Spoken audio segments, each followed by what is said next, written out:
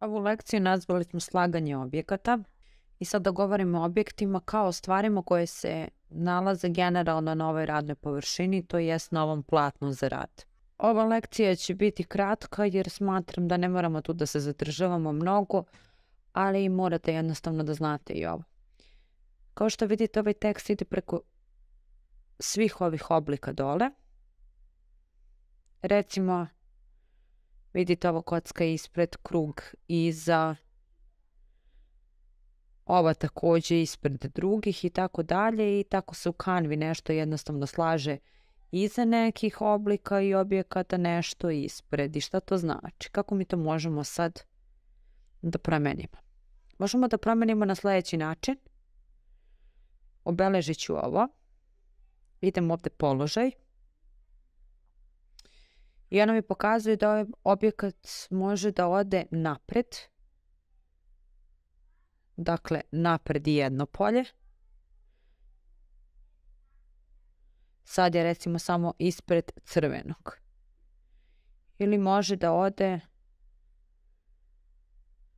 skroz u prednji plan. Što to znači? To znači da će biti sad ispred svih. Osim ispred naslova. Tako možete da radite sa svakim. Možete i na ovaj način, desni klik, ja ću da kažem prebaci napred i ona će se naći ispred. Stavit ću ovaj kvadrat, prebaci napred, bit će ispred. Isto, ajde, prebaci napred i evo.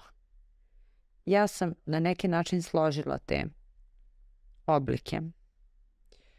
Tako radite sa naslovima, bukvalno sa svime što se nalazi na ovom platnu. Mogu da pošaljem unazad. I evo sada se ovaj naslov nalazi iza ovih elemenata.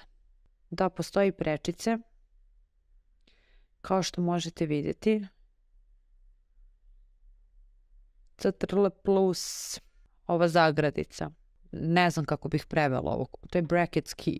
Ne znam kako se prevodi na naš jezik. Ja to ne koristim iz razloga što iskreno ne umem da koristim, zato što se meni te zagradice aktiviraju tako što držim Alt GR desno od space-a i slavo F i G, a kada probam to u Canvi meni to ne radi, tako da ja te prečice ne koristim, koristim desni klik. To bi bilo sve za ovu lekciju, vidimo se u sledećoj.